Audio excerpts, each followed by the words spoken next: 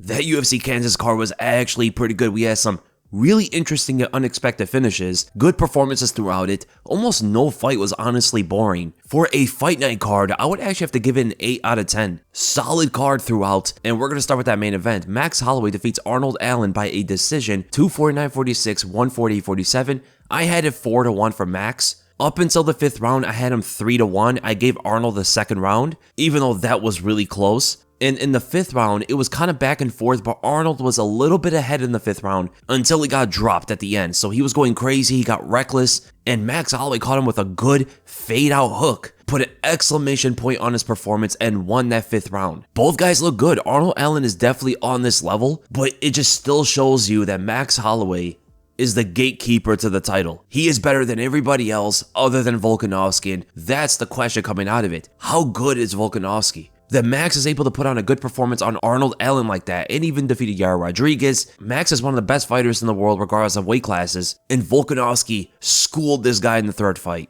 Volk is so good, man. One of the best fighters we've ever seen, and the more Max does in his career, it only makes Volk look even better. Max always shows some really good stuff out there. His combos were on point, his jab was his main weapon in the fight. He was a lot more patient, and he even acknowledged how hard Allen actually hits. Allen would crack him and disengage Holloway, but Holloway has such a good chin. The hardest substance in the world is in his jaw for some reason. Taking overhands, those high kicks off of Allen's overhands are getting really close as Holloway was exiting off angles, which actually was a good game plan from Allen to try to intercept those exits with his kicks. And Holloway didn't necessarily do too much of that. Holloway was engaging with his kicks and partially landing so many of them. He has a really good ability to catch you to the body even when you're trying to guard it. He did the same thing to Anthony Pettis, where Pettis was looking to block the body kick, but he was still able to get through. Same thing with Allen. Max has a very sneaky body kick and even going to the head with some of those, spinning back elbow in the later rounds, and setting up his jab more than ever before. Now his combos were not as extended as usual, which showed his patience in the fight to just pick out his shots, and it was working for him, man. It looked like Allen wanted to engage sometimes, but he doesn't usually fight that way, so the moments that he did, he was getting the better of Max Holloway, but his fighting style is usually just hit and move, and that's not usually a good style to beat Holloway at. You have to engage him, you have to trade shots with him, you have to beat in the fire with him. And the times Arnold Allen was doing that, he was doing very well in those exchanges, besides the ending sequence where he got completely reckless. You still have to be technical because you're still fighting Max Holloway, but you do have to technically trade shots with him and be keen on your defense. But Allen just got away from that, and the blueprint is pretty much out there on how to deal with Holloway in those kind of exchanges.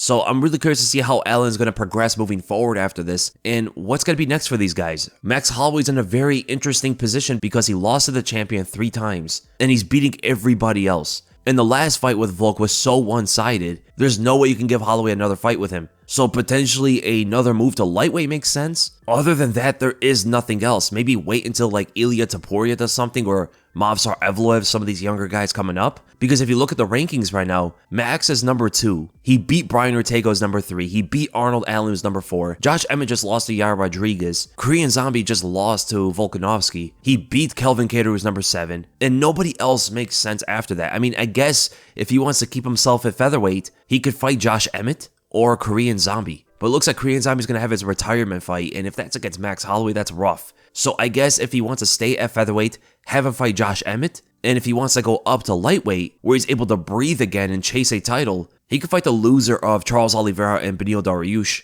And as for Arnold Allen, I like to see him fight Brian Ortega. I think that makes a lot of sense. Both guys coming off losses.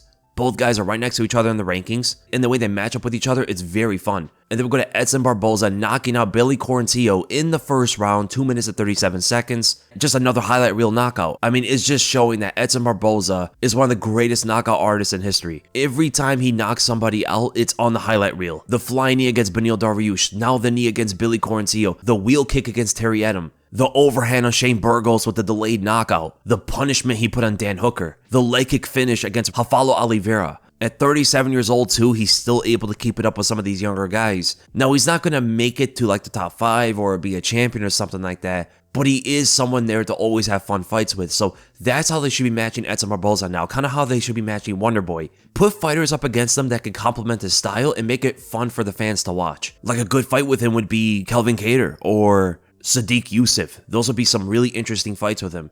But the way he was able to set up that knee on Billy Quarantillo was so beautiful. and incredibly fast. Like, if you blinked, you missed the whole knockout. He understood how Billy was constantly leading to his left side to go for the takedowns, and Billy was constantly putting pressure on him. He knew that Billy wasn't going to get out. He was only going to move forward, and Edson threw the right front kick into the right straight.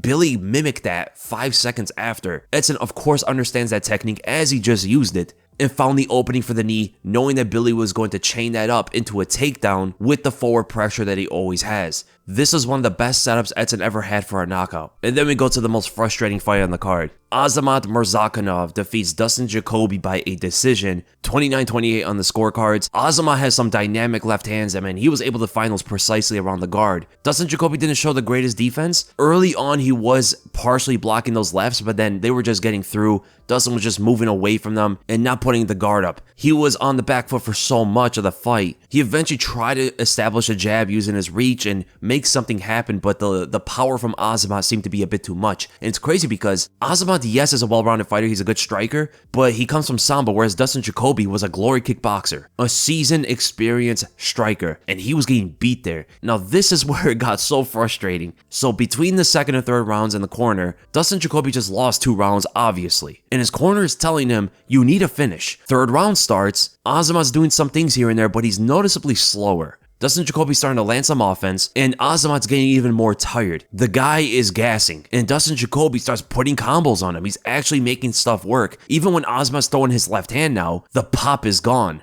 He doesn't have as much power anymore. So Dustin Jacoby starts to take over with the striking, and then what does he do? The glory kickboxer, a long-time striker. What does he do against the Sambo fighter? Shoots takedowns for 2 minutes straight. He has the guy tired. He's touching him with his punches now.